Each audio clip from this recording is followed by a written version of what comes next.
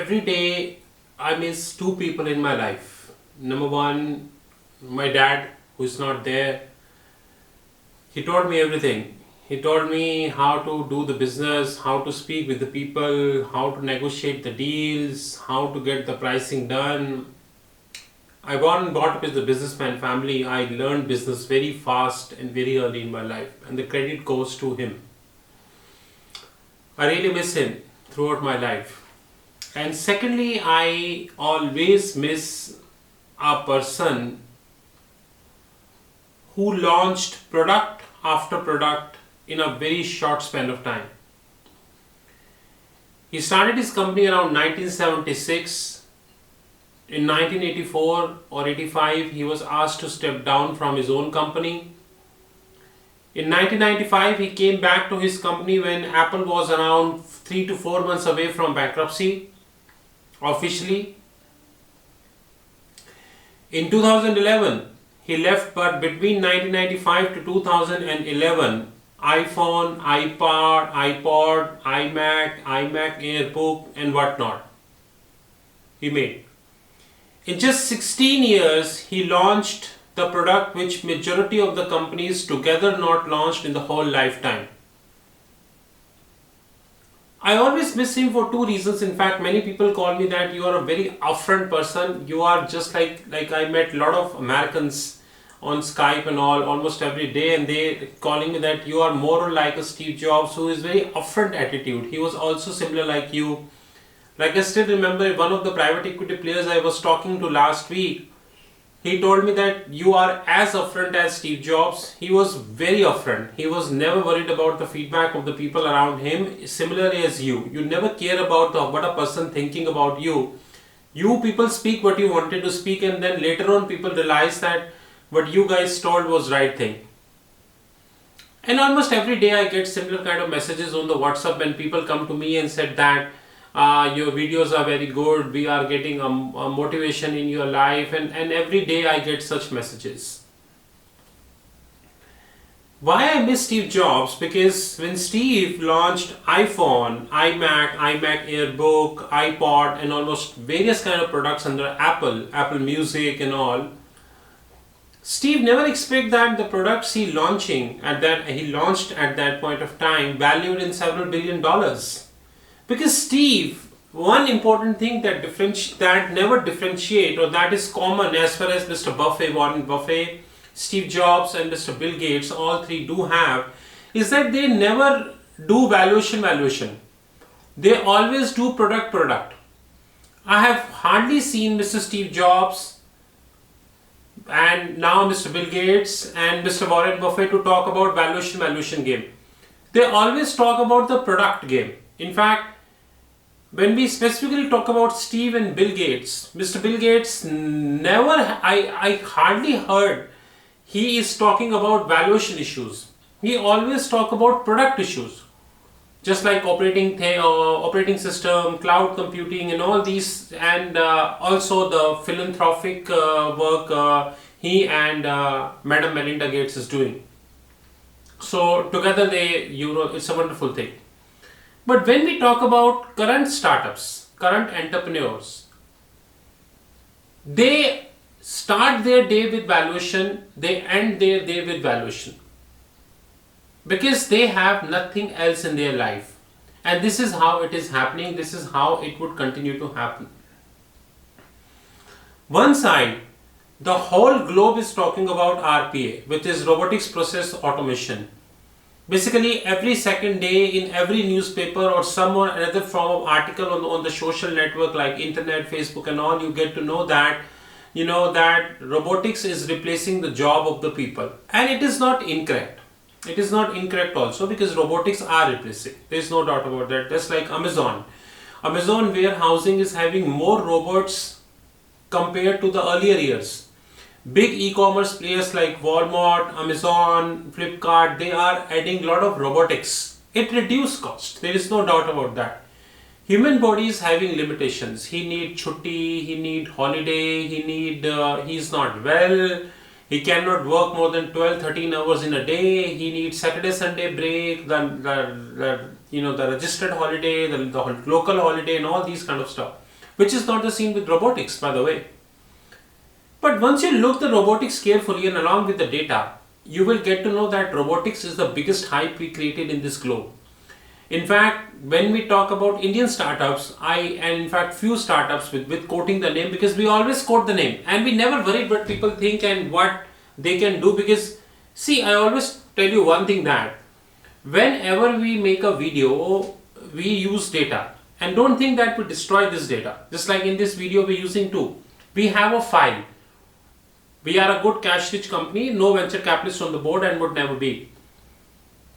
Now these two documents pertaining to the video, what our team will do, we will take a sticky pad and he will punch it and file it in a file. So even after 5 years anyone come and how you got this data, 10 minutes we will let him know this is how we got the data. Today we have around 1000 plus videos on YouTube only on one channel and Treasury Access separate channel. All the data which we used at that point of time is stored in a file. 10 minutes we can bring you that data. So that is why we quoting the name, because whenever we quote the name, we hold the data, we save the data.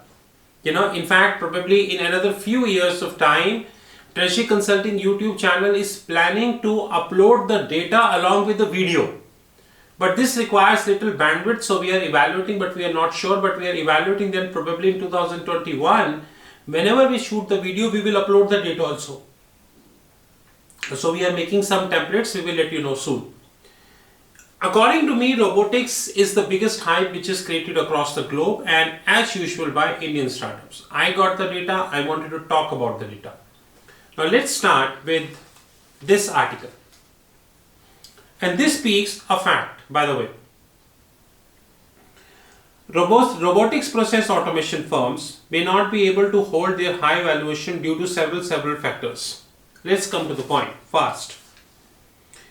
The CenGeo US headquarter firm, which is nothing but the Automation Anywhere, it's a chatbot firm and robotics process automation firm. The CenGeo US headquarter firm raises 290 million in the Series B from Salesforce Ventures, SoftBank and Goldman Sachs at a valuation of 6.8 billion. $6.8 billion valuation company raises $290 million, and you would be surprised to know that in 2018 their revenue is $109 million.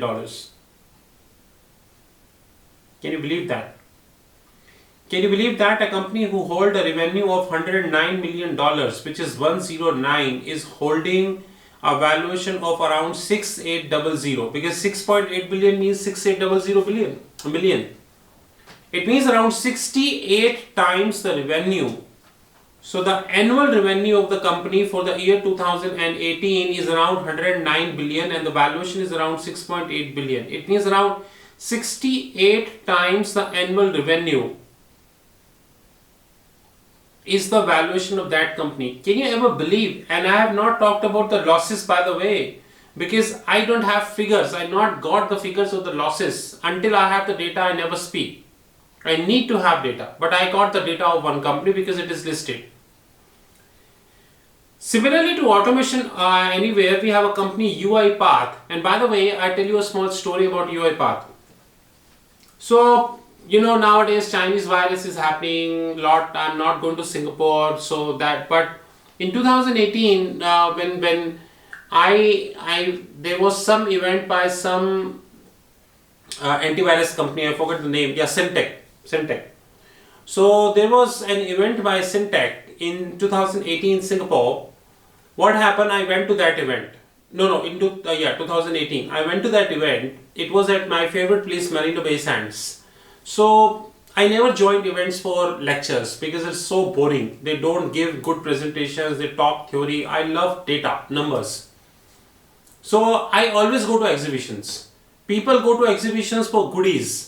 I go to exhibition for research reports. I collect so many research reports from exhibitions. That's the best place to get research reports. Anyways, at one place I got a chance to meet up with a person called Uipath. And this was my first interaction with the Uipath, and 2018 I acknowledged.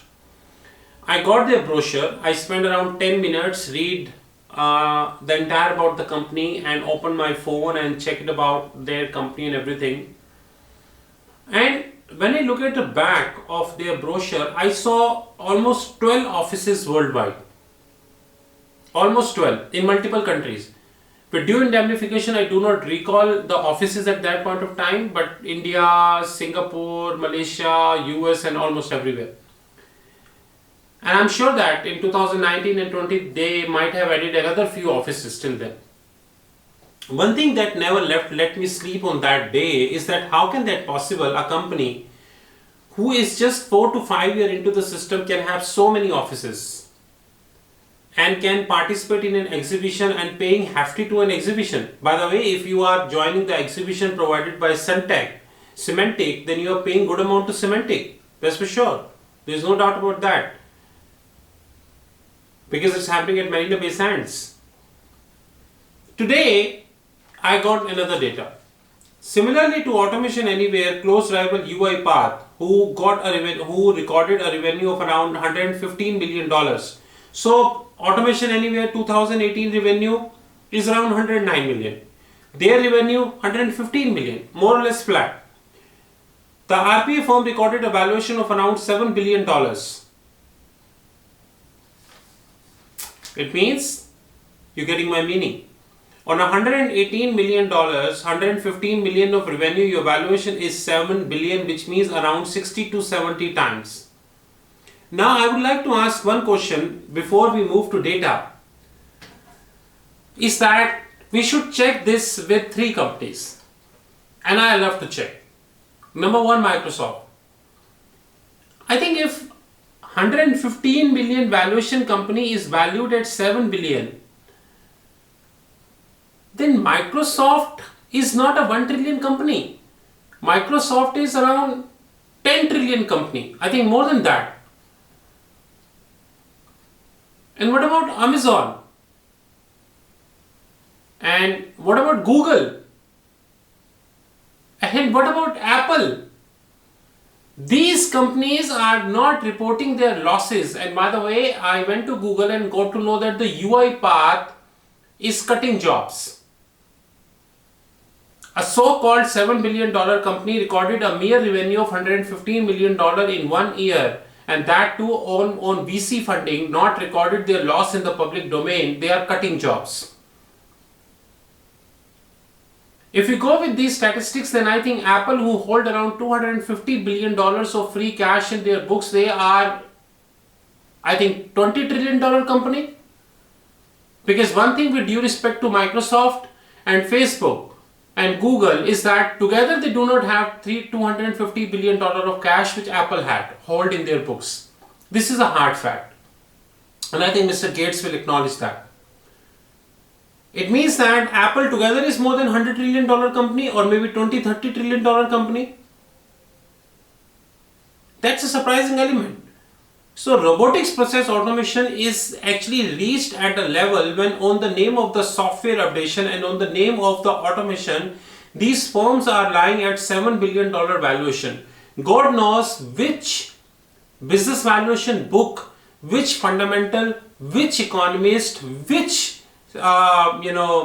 article is giving that valuation, how they are substantiating that valuation, and more importantly, the thing is not ended here. The regulators across the globe are silent, which includes Monetary Authority of Singapore also. I have hardly seen global regulators come in public domain and raise the voice that how can a $100 million company valued at $7 billion? $7 billion, which is around 70 times of their valuation, and more importantly, what we are not talking is that they are in losses. Revenue multiple is not always the right method to value. Had it been Apple, Google, Amazon and Microsoft, they would have valued over $100 trillion. What Amazon don't have today? They have AWS, they have e-commerce platform and grocery business, they have payment gateway business. What they do not have. Mr. Jeff Bezos hold almost everything. In fact, Amazon holds their own transportation system. They're no longer dependent on multiple transportation companies just like FedEx and all, with due respect. They hold their own transportation system. In that way, Amazon cannot be a trillion-dollar company. Amazon is over $20 trillion companies. We go with this valuation. And by the way, Amazon hold a great interest in RPA. Everyone knows that. Everyone knows that. Mr. Jeff Bezos personally hold a great interest in RPA. Now I need to substantiate this with numbers. Look at the numbers. Numbers will tell you. According to the statistics, that the installation of the industrial robot is expected to touch 40% globally over the next 3 years. Forget the future, talk the present. In 2016, around 304, all numbers are in thousand, around 304,000 robots installed. You would be surprised to know that how big is that mess is that in 2017 total 400,000 robots installed in industries. 2018 it is around 422,000. 2019 is about 421. Expected for 2020 is 465. Guys, do you know that in the last 3 years, 2017, 18 and 19, the installation of the industrial robots is almost flat, stagnated. Then how can a company who's operating at around 115 million valuation is around $7 billion company? And guys, my numbers are not over, look at that. BCG, do I need to tell you what BCG is? Boston Consulting Group. BCG pegs the size of the consumer robotics market to around 23 billion by 2025. Look the number. Boston Consulting Group, which is, I always call them McKinsey second. Right? I have a great respect for McKinsey, the reports which they are publishing, and awesome. No doubt about that. So Boston Consulting Group, which I always called McKinsey second, please don't take me otherwise. This is my respect to you. So Boston Consulting Group pegs the size of the consumer robotics market at $23 billion in 2025. Where are we? 2020, and just 2 months. So around 5 years down the line, they projected it around $23 billion. And one company which is Automation Anywhere and Uipath is closer to 7 billion each, which is around 14 billion. This suggests how much hype we created of RPA. And this bloody paid media and venture capitalists and the private equity and including the regulator are pretty much active in helping this hype to grow. Now comes this. Japan, considered as the robotic capital of the world, has the largest aging population. We agree that if we consider that these numbers, then domestic robot market is set to double in 2 years.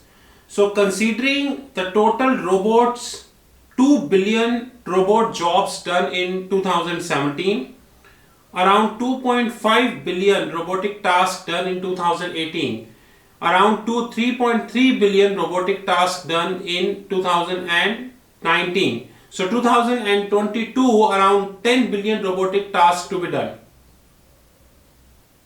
So we don't see anywhere a very exponential growth, in robotics.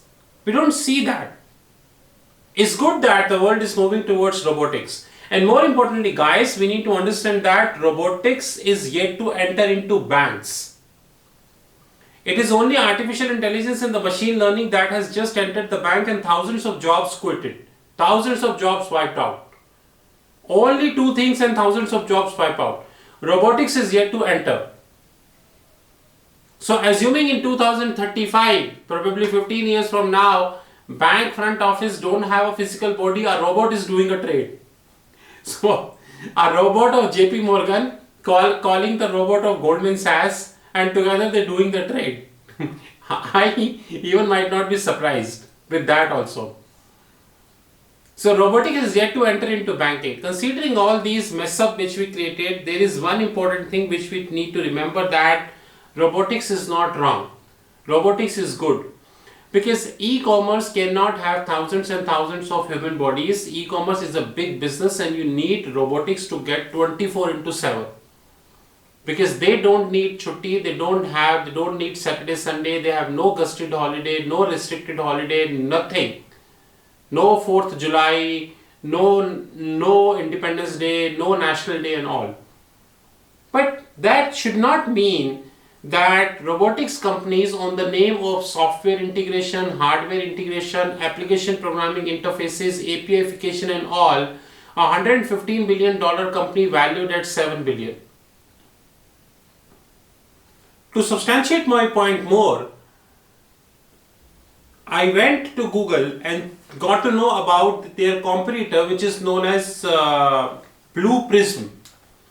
In business valuation, whenever we value an private company, we always tend to value on a relative basis. We always see that in the absence of any data, we feel that if this company doing that way, so this company would have done that way. Probably the business model is more or less same.